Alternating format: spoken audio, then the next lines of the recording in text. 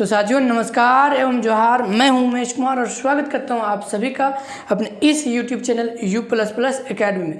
तो साथियों आज मैं बताऊंगा ionization of a weak base, ionization of water और इसके साथ साथ कई सारे और भी इम्पोर्टेंट टॉपिक पे डिस्कस करेंगे।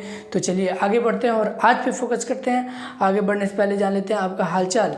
तो कैसे हैं आप सब? बोले तो एकदम झक्कास। तो चलिए आगे बढ़ते हैं। देखिए साथियों, आज सबसे पहले हम लोग जानेंगे ionization of a weak base के बारे में। जी हाँ साथियों, ionization of a weak base. इसके पहले हम लोगों ने पढ़ा था ionization of a weak acid के बारे में कि एक वीक एसिड का आयोनाइजेशन कैसे होता है। यहाँ पर हम लोग पढ़ेंगे एक वीक बेस का आयोनाइजेशन कैसे होता है और इसकी क्या प्रोसेस है और इसके आयोनाइजेशन के फलस्वरूप हमें क्या क्या रिजल्ट्स, क्या क्या परिणाम मिलते हैं, यही सब हम लोग यहाँ पर पढ़ेंगे। तो चलिए देखते हैं और समझते हैं। देखिए सबसे पहले क्या है, कहता है कि consider a weak mono acid base as BOH its ionization in accordance with Arrhenius concept may be represented by the equation. देखिए ध्यान से समझिएगा। कहता है कि मान लेते हैं कि BOH एक क्या है, मोनो एसिड बेस है। मान लेते हैं कि BOH एक मोनो एसिड बेस है जिसका आयोनाइजेशन जो है वो आर्हेनियस कंसेप्ट के अकॉर्डिंग होता है। ठीक है, BOH एक मोनो एसिड बेस है या मान लीजिए कि एक वीक बेस है, ठीक है, जिसका आयोनाइजेशन हो रहा है किसके, आर्हेनियस कंसेप्ट के हिसाब से। ठीक है, और इस आयोनाइजेशन को हम लोग कुछ इस इक्वेशन के जरिए दिखाएंगे। अभी मैं समझा रहा हूँ। सबसे पहले यहाँ पे बात आती है कि आर्हेनियस कंसेप्ट।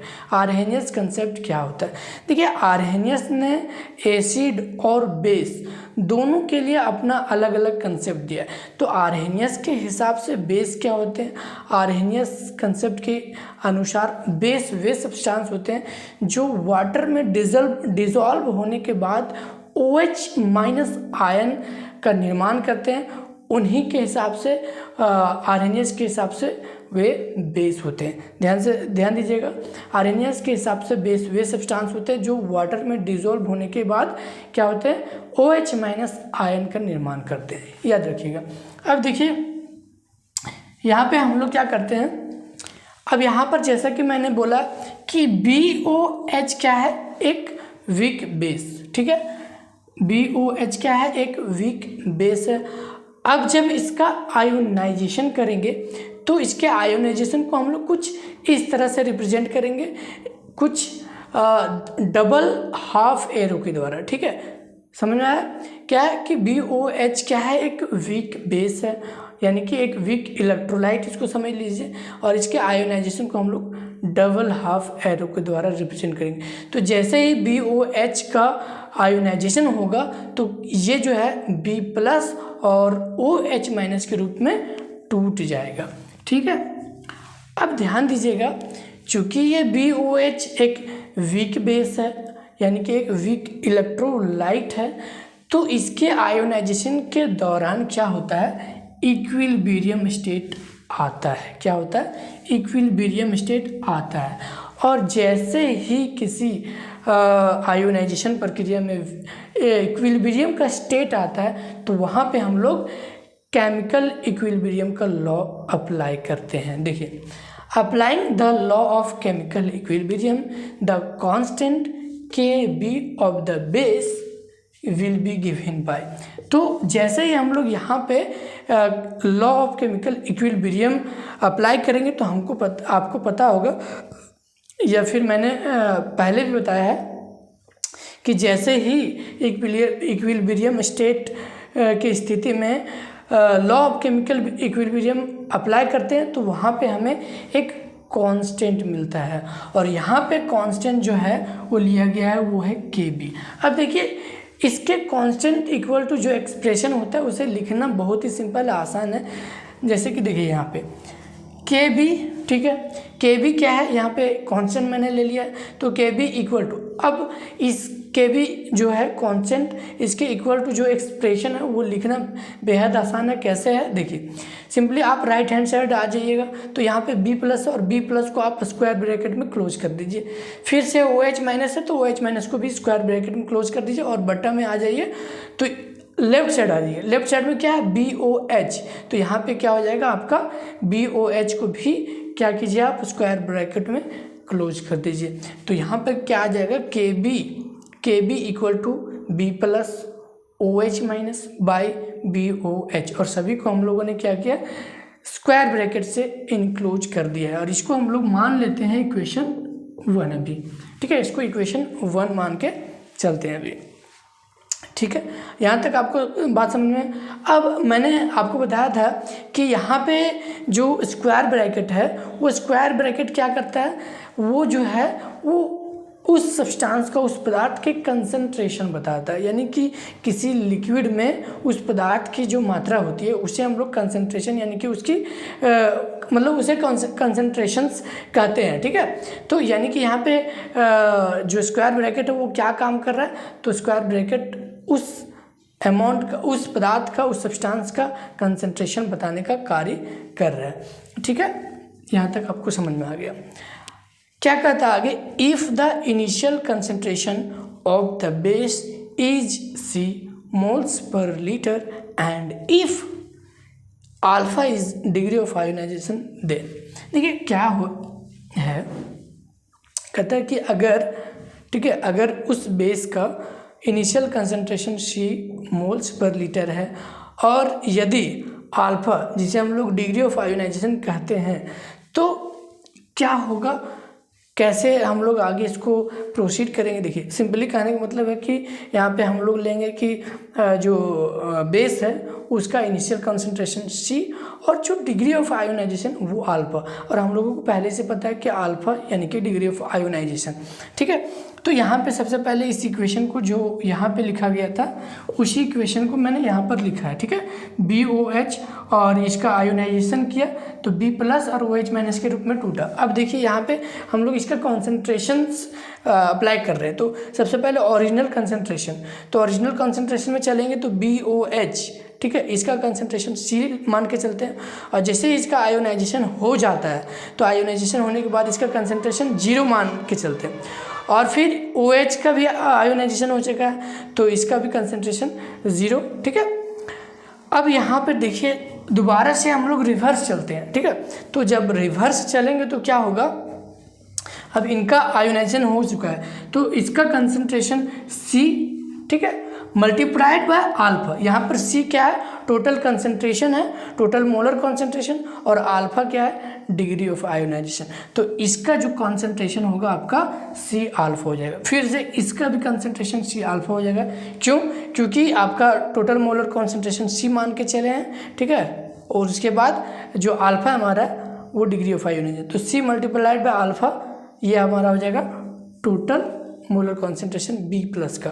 अब फिर से BOH में चलते हैं तो क्या हो जाएगा, C1 माइनस अल्फा। अब चूंकि यहाँ पे क्या होगा, C तो आपका मोलर कॉन्सेंट्रेशन है यानी कि कंसेंट्रेशन है, और यहाँ पे क्या है कि BOH एक वीक बेस है, और वीक बेस कहने का मतलब है इसका जो आपका कंसंट्रेशन होता है मतलब इसका डिग्री ऑफ आयोनाइजेशन बहुत ही स्मॉल होता है, बहुत ही छोटा होता है, यानी कि 1 माइनस अल्फा मान के चले तो C multiplied by 1 minus alpha, ये इसका कंसंट्रेशन लिया जाएगा। अब हम लोग क्या करते हैं, देखिए सिंपली मैंने के बी इक्वल टू, तो B प्लस, देखिए B प्लस के इक्वल टू यहाँ पे C अल्फा मल्टीप्लाइड बाय, फिर OH माइनस के इक्वल टू C अल्फा बटे। अब यहाँ पे देखिए BOH है तो BOH का कंसंट्रेशन हम लोग क्या लेंगे, C1 माइनस अल्फा। देखिए यहाँ पर कंसंट्रेशन का ही खेल है, मैंने क्या बताया, स्क्वायर ब्रैकेट, और स्क्वायर ब्रैकेट क्या रिप्रेजेंट करता है, कंसंट्रेशन को, तो यहाँ पर हम लोग कंसंट्रेशन को ही तो दे रहे हैं।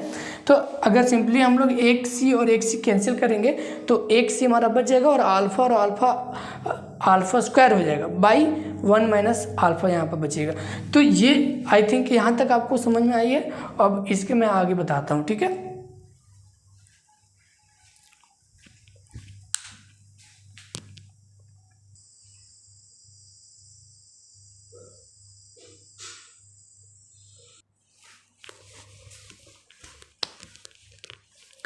अब चलिए इसके आगे देख लेते हैं, ठीक है। देखिए हम लोग क्या कहाँ तक देखे थे, आया था KB equal to C alpha square by 1 minus alpha, यहाँ तक आया था। और इसको हम लोग इक्वेशन 2 अब ले लेते हैं, ठीक है। यहाँ तक हम लोगों ने देखा अभी KB equal to C alpha square by 1 minus alpha, यहाँ तक आया था। अब इसके आगे देखते हैं क्या कि since for a weak base alpha is very small as compare to 1, equation 2 then be reduced to. अब देखिए यहाँ पे क्या होता है कि हम लोग किसका आयोनाइजेशन कर रहे हैं, तो एक वीक बेस का आयोनाइजेशन कर रहे हैं। और जो एक वीक बेस के लिए जो डिग्री ऑफ आयोनाइजेशन होता है यानी कि अल्फा होता है वो बहुत ही कम होता है। 1 से अगर कंपेयर करें तो 1 के मुकाबले जो है वो वीक बेस के लिए जो अल्फा होता है यानी कि डिग्री ऑफ आयोनाइजेशन है वो बहुत ही कम होता है, छोटा होता है, यानी कि ना के बराबर मान के चलते हैं, ठीक है। तो यानी कि जो हमारा वीक बेस के लिए अल्फा यानी कि डिग्री ऑफ आयोनाइजेशन होता है उसको हम लोग नेग्लिजिबल मान के चलते हैं, ना के बराबर, ठीक है। तो आगे क्या होता है इसके हिसाब से अगर अकॉर्डिंग टू हम आगे बढ़ें, प्रोसीड करें तो क्या होगा, देखिए KB इक्वल टू, ठीक है। अब देखिए C alpha square 1 minus alpha की जगह पे हम लोग क्या करेंगे, 1 रख देंगे। अब क्यों रखेंगे 1, देखिए 1 माइनस अल्फा पहले से ही है। अब ये अल्फा किसके लिए है, तो ये अल्फा वीक बेस के लिए। और जैसा कि हमने बताया कि वीक बेस के लिए जो हमारा डिग्री ऑफ आयोनाइजेशन होता है, जो अल्फा का वैल्यू होता है वो ना के बराबर, नेग्लिजिबल। तो हम लोग इसको ना के बराबर कर देते हैं, नेग्लिजिबल। तो बचेगा क्या, 1। तो हम लोग नीचे 1 देंगे तो कुछ नहीं बचेगा। तो इसीलिए KB इक्वल टू क्या बचा आपका, C अल्फा स्क्वायर, ठीक है। अब इसको और भी सिंप्लीफाई करें तो यहाँ से अगर हम लोग अल्फा का वैल्यू निकालना चाहें तो अल्फा का वैल्यू क्या आ जाएगा, आप देख सकते हैं कि अल्फा का वैल्यू जो है वो आपका आ जाएगा अल्फा स्क्वायर इक्वल टू, ठीक है, आ जाएगा आपका KB/C, ठीक है। जैसे ही हम लोग अल्फा निकालेंगे तो क्या आ जाएगा, √KB/C, ये वैल्यू आ जाएगा। तो वही वैल्यू तो अल्फा इक्वल टू √KB/C। तो यहाँ तक ये आपका रिजल्ट निकल का है, ठीक है। आई थिंक ये समझ में आया आपको कि जो है हम लोग वीक बेस का आयोनाइजेशन कर रहे हैं तो वहाँ पे अल्फा यानी कि डिग्री ऑफ आयोनाइजेशन इसके इक्वल टू जो हमारा फाइनल वैल्यू आया वो √KB/C, ठीक है। और जो कांस्टेंट मिला हमारा यहाँ पे आयोनाइजेशन KB, यहाँ पे क्या है, KB जो है वो एक वीक बेस का आयोनाइजेशन कांस्टेंट है। तो ये जो आयोनाइजेशन कांस्टेंट है इसके इक्वल टू हमारा है C अल्फा स्क्वायर। तो यहाँ से हमारा 2 रिजल्ट निकल का है, एक हमारा ionization constant of a weak base का और दूसरा हमारा degree of ionization of a weak base का। तो यहाँ से 2 रिजल्ट निकल के आए यहाँ पर, जिसका वैल्यू हम लोग यहाँ पर देख सकते हैं, जिसका फार्मूला हम लोग यहाँ पे देख सकते हैं। अब आगे हम लोग और ज़्यादा सिंप्लीफाई थोड़ा करते हैं और ज़्यादा रिजल्ट निकालने की कोशिश करते हैं। तो क्या है कि हम लोगों ने देखा था कि जो बेस है, तो बेस जब वाटर में डिजोल्व होता है तो क्या होता है कि वो OH- यानी कि हाइड्रोक्सिल आयन देते हैं, निर्माण करते हैं। तो हम लोग क्या करते हैं, OH- आयन का कंसंट्रेशन निकालने की कोशिश करते हैं। देखिए OH- का कंसंट्रेशन, ये स्क्वायर ब्रैकेट में क्लोज है, मतलब कंसंट्रेशन का रिक्वायरमेंट है। तो इसके इक्वल टू हम लोग को पता है कि C अल्फा लिए थे इक्वल टू, अब देखिए C के जगह पर C रख देते हैं और अल्फा के जगह पर हम लोग क्या रखते हैं, √KB/C। अब इसको फिर से अगर हम लोग सिंप्लीफाई करें तो क्या आएगा, देखिए अगर फिर से हम लोग सिंप्लीफाई करें तो क्या होगा, सिंपली देखिए क्या होगा, इस C को अंदर ले जाते हैं, ठीक है, अंडर रूट है, इस C को अंदर ले जाते हैं तो क्या आ जाएगा, C स्क्वायर KB/C। अब यहाँ से क्या एक C कैंसिल कीजिएगा तो क्या बचेगा आपका CKB। तो यानी कि जो OH का कॉन्सेंट्रेशन होगा √CKB। तो इस के जरिए से हम लोग जो है OH का यानी कि हाइड्रोक्सिल आयन का कंसंट्रेशन भी ज्ञात कर सकते हैं। तो यहाँ से आपने देखा किया कि वीक बेस का आयोनाइजेशन कैसे होता है, उसकी प्रक्रिया क्या होती है और उसके पूरे प्रोसेस में क्या क्या रिजल्ट्स निकाल के आते हैं। यहाँ पे हमने जो so ionization concept of a weak base, फिर degree of ionization of a weak base, उसके बाद कंसंट्रेशन ऑफ हाइड्रोक्सिल आयन, तो ये सब चीज़ें जो है सो यहाँ पर निकालने सीखा है हम लोगों ने। ठीक है, अब आ जाते हैं हम लोग क्या, आयोनाइजेशन ऑफ वाटर। अब हम लोग यहाँ पर देखेंगे कि वाटर का आयोनाइजेशन कैसे होता है। तो सिंपल है, हम लोग आयोनाइजेशन का मतलब जानते हैं कि आयोनाइजेशन का मतलब क्या होता है, किसी इलेक्ट्रोलाइट्स का आयन के रूप में टूटना, यानी कि एक इलेक्ट्रोलाइट्स का आयन के रूप में जो टूटने की प्रक्रिया होती है, जो प्रोसेस होती है, वही होती है आयोनाइजेशन। तो सिंपली देखिए कि एक वाटर, यहाँ पर हम लोग क्या पढ़ेंगे, यहाँ पर हम लोग पढ़ेंगे वाटर का आयोनाइजेशन कैसे होता है, मतलब कि एक वाटर आयंस के रूप में कैसे टूटेंगे, तो यही हमको देखना है। तो सिंपली देखिए, water is dissociated to a very small extent into hydrogen and hydroxyl ion as represented by the equation.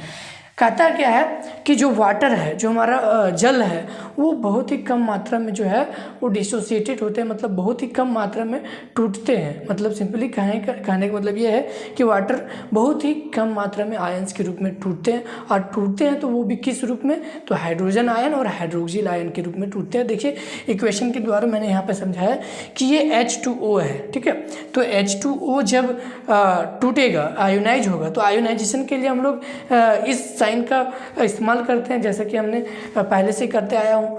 और यहाँ पर देखिए क्या H2O, तो जब भी ये टूटेगा, ठीक है, डिसोसिएट होगा, तो ये H प्लस और OH माइनस, यानी कि H प्लस बोले तो हाइड्रोजन आयन और OH माइनस बोले तो हाइड्रोक्सिल आयन। तो ये क्या होगा, H प्लस यानी कि हाइड्रोजन आयन और OH माइनस हाइड्रोक्सिल आयन। तो जब भी वाटर डिसोसिएट होगा, आयोनाइज होगा, तो H प्लस और OH माइनस के रूप में टूटेगा। अब अगर मोर एक्यूरेटली, मतलब इससे ज़्यादा एक्यूरेसी के अगर और बढ़ें, तो इसके फर्दर हम लोग और भी ज़्यादा आयोनाइज कर सकते हैं। तो कैसे करेंगे, 2 मॉलिक्यूल ऑफ वाटर लेंगे, यानी कि 2 H2O लेंगे, तो क्या होगा, जब ये आयोनाइज होगा तो H3O और OH माइनस, यानी कि यहाँ पे हम लोग इसको बोल सकते हैं हाइड्रोनियम आयन और हाइड्रोक्सिल आयन के रूप में जो है ये डिसोसिएट होगा, ये आयोनाइज होगा, यहाँ पे टूटेगा। ठीक है, तो कुछ इस प्रकार से वाटर का आयोनाइजेशन होगा। अब फिर से जब भी आप लोग यहाँ पे देख सकते हैं क्या कि इस प्रकार की स्थिति होती है जब भी इक्वेशन में, तो ये इक्विलिब्रियम का स्टेट होता है। और जब भी इक्विलिब्रियम का स्टेट होता है तो वहाँ पर हम लोग लॉ ऑफ केमिकल इक्विलिब्रियम का इस्तेमाल करते हैं, अप्लाई करते हैं। और जब भी हम लोग लॉ ऑफ केमिकल इक्विलिब्रियम इस्तेमाल करते हैं, अप्लाई करते हैं, तो वहाँ पर हमें एक कॉन्स्टेंट देखने को मिलता है, और वो कॉन्स्टेंट यहाँ पर होगा K, और K होगा आपका आयोनाइजेशन कॉन्स्टेंट ऑफ वाटर।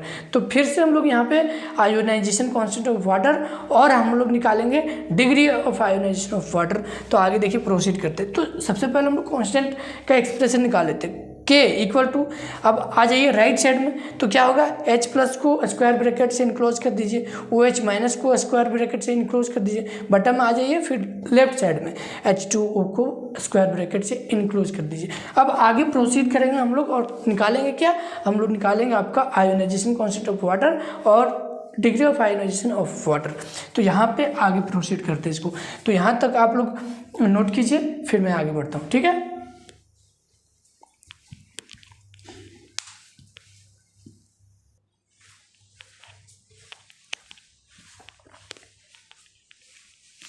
अब चलिए इसके आगे देख लेते हैं। ठीक है, यहाँ तक हम लोग देखे थे कि K यानी कि कांस्टेंट, तो K इक्वल टू आया था हमारा क्या, H plus OH minus by H2, और सभी को हम लोग स्क्वायर ब्रैकेट में इनक्लोज करते हैं। क्यों, क्योंकि स्क्वायर ब्रैकेट मतलब उसका कंसंट्रेशन को रिप्रेजेंट करना है।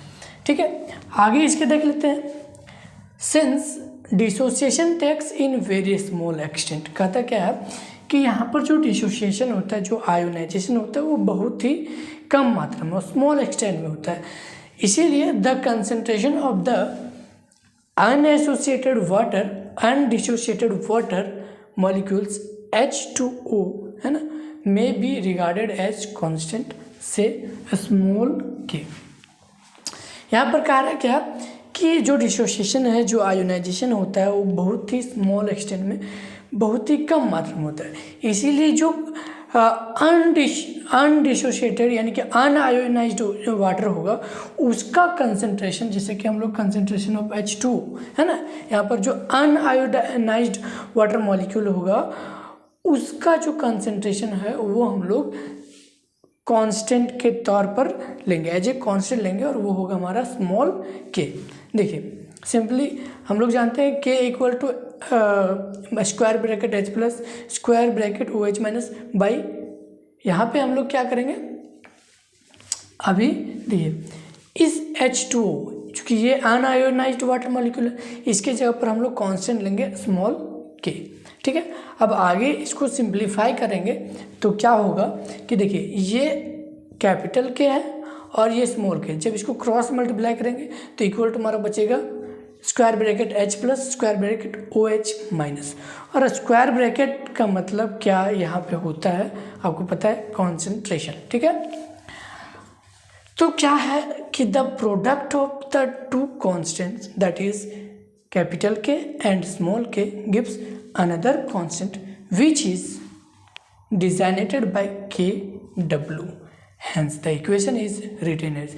तो यहाँ पे कह रहा है कि जो दो कॉन्स्टेंट हमारा बड़ा के और जो छोटा के है उसको जब मल्टीप्लाई करेंगे तो जो प्रोडक्ट होगा उसका वो हमारा कोई अनदर यानी कि तीसरा कांस्टेंट जो कि होगा हमारा KW।